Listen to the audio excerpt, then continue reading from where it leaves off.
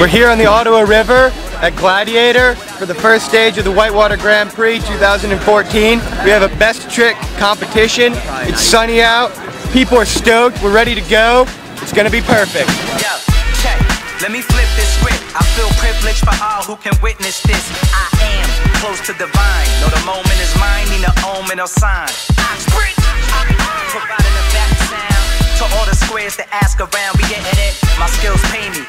Trying to get a million, baby, with an adopted flow that God gave me. Me now.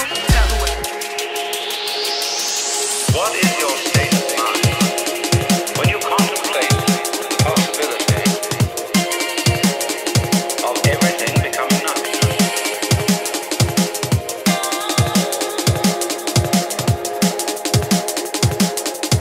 Just go along with it. Dissolve. Alright, here we are. We're about 4 days into the Grand Prix. We have ourselves another essentially rest day for the media and for ourselves to get ready for the motocross tomorrow. Here on the Rouge River, it's good levels. We were surfing White Dog yesterday. Now we're going to go run a big rapid. I don't know the name, but it looks fun, kind of scary, and plenty of lines to hit. It's going to be a good day.